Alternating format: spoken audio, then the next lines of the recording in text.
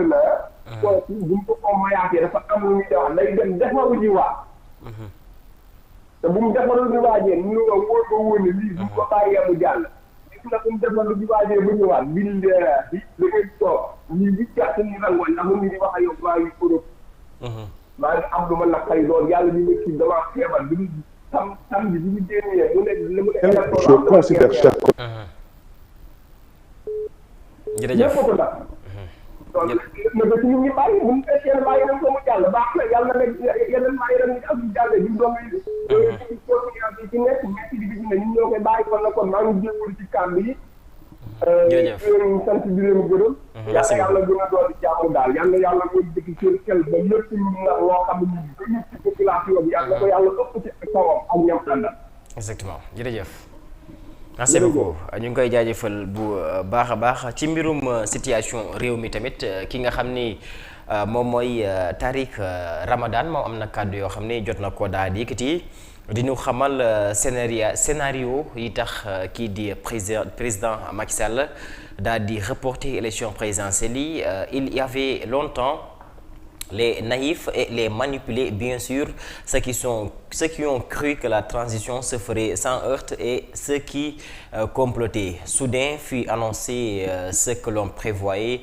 élection reportée, j'en avais parlé il y a 4 mois, au nom de droits, paraît-il, ou plutôt d'entrées non avouées. Les scénarios sont assez prévisibles et il ne faut pas minimiser les alliances du pouvoir. Avec ses alliés internationaux, la liste des candidats est revue et Karim Wade est réintégré. La France s'est étonnamment dépêchée de lui retirer sa nationalité, etc. Où est-il basé? Rappelez-moi. Au Qatar. 2. mu def soit le président actuel revient aux affaires pour raison de sécurité. 3. Soit enfin il reste aux affaires en repoussant les élections pour une longue période permettant de poursuivre la neutralisation du pluralisme politique.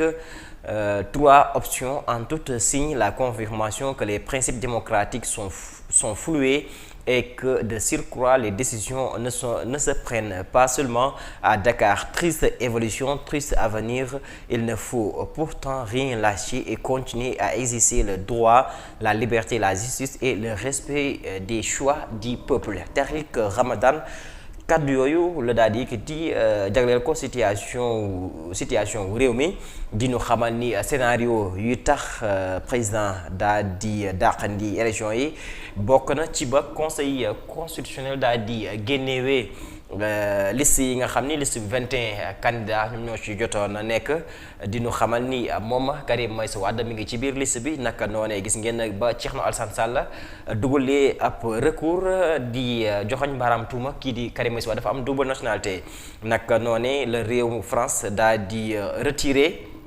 nationalité bu Karim Meïssa Wade foofu si seeni réew moom nag muy samp ab laaj di wax ni loolu bu muy am Karim Wade fan la daal di nekkoon sa Qatar wala foofu ca France moom mu daal di dikk ci deuxième scénario bi mu nuy xamal soit le président actuel revient aux affaires pour raison de sécurité soit enfin il reste aux affaires en repoussant les élections pour une longue période permettant de poursuivre sa neutralisation du pluralisme politique moom nag nee na kii di président Macky Sall dafay daal di dikkaat ci mbir mi pour ay affaire sécurité ndax moom président ci kàddoom sax wax na ko nee na lii di institution yi actuellement dañ leen daal di menacé nag 3 moom nag dafa daal di dikk ak ñun Tariq Ramadan ba tey mu ni soit enfin il reste aux affaires en repoussant les élections pour une longue période permettant de poursuivre sa neutralisation du pluralisme.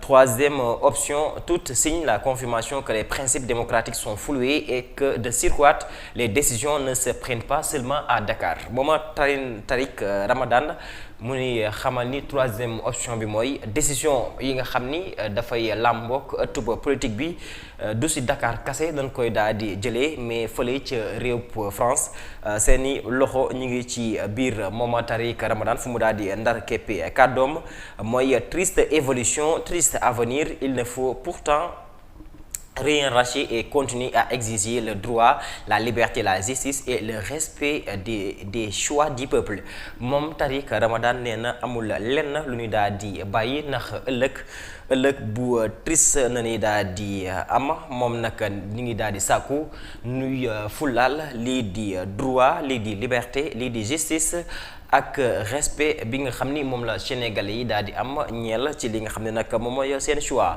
donc gis ngeen actuellement situation réew mi ñu si bëri ñu ngi si yëy yàbbi ginnaaw bu ñu dàqee élection présidentielle 2024 yi nga xam ne daanaka ay fan rek moom moo si desoon mu nekk ab déception ci sénégalais waaye nag noonu aussi gis ngeen ñi nga xam ni ñoom ñooy candidats yi ñoom nag fas yéene nañu wàccaat ci tali bi daa di amal seen campagne comme noonu ko daa di waxee naka démb première journée bi gis ngeen fu mu daa di mujjee candidat yu bëri amaana si difficulté na nekkoon kii di Daouda Ndiaye moom dañ ko daa di malmené ba xotti li nga xam ni moom moo di yëreem Anta Babacar Ngom nu daal di koy arrêté am na ku nekk si ñu daal di koy teewul ti nga asalaamaaleykum. waaleykum salaam wa rahmatulah. sëñ bi ziar nañ la. kazaalika ñu ngi dellu ziar. daal ak jàmm 313 digital. waaw di nuyu rek toute l'équipe de 313 digital. di rafetlu également seen taxawaay. dans le secteur de la presse. di masawu également tous les Sénégalais. si li nga xamante ni ñu ngi koy dund si fan yi.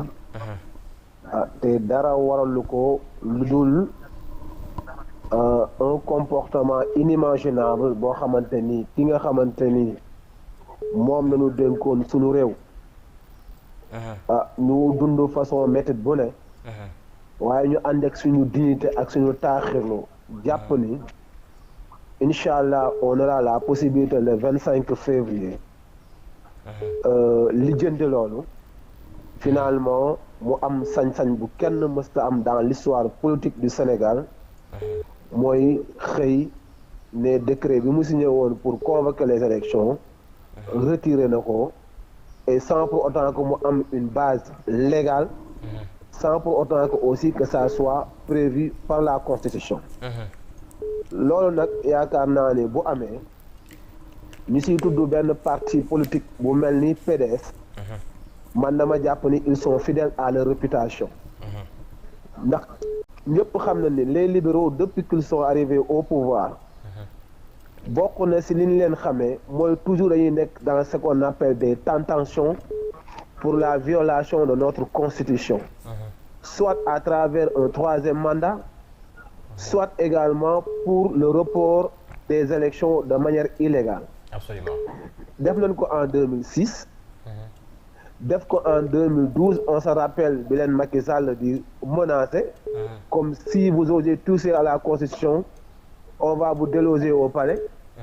et maintenant il vient de le répéter en 2024.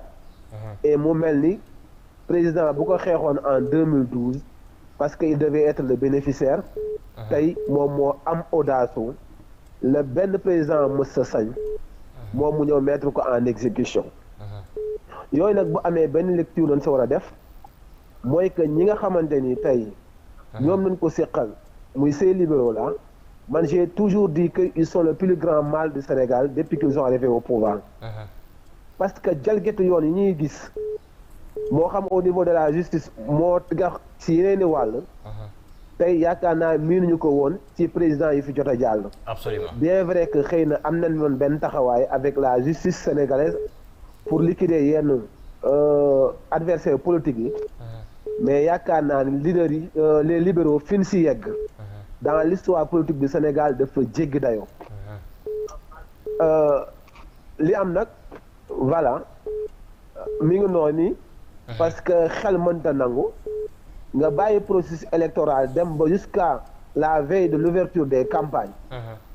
mu am des charges yoo xamante ni ñi nga xamante ni tey ñooy les candidats officiellement retenus par le conseil constitutionnel. amal leen ko pour préparer seen campagne. yow nga génn pour xëy na régler un problème personnel.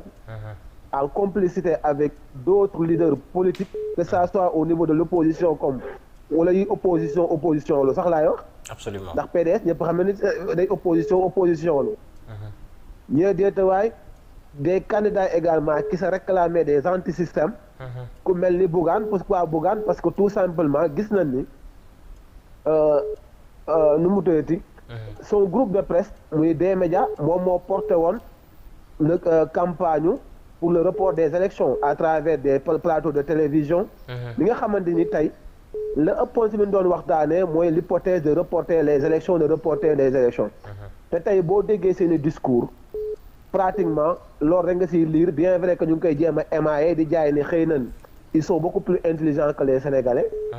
que du genre de ni oui ni non mais en réalité ce sont eux qui avaient porté cette campagne de report des élections et ce n'était pas pour rien que mu joxe woon Sénégalais yi quand même rendez-vous le samedi pour prononcer wu parce que ils savaient pertinemment que les élections allaient être reportées. yooyu nag bu amee yaakaar naa c'est aux Sénégalais de prendre les responsabilités et de s'opposer farouchement par rapport à cet coup d'état là. Absolument. Et surtout au niveau de l'Assemblée nationale bi nga xam ne ñoom ñi ñuy voté loi bi ñuy proposé xam nañ ni ne c'est une violation manifeste des articles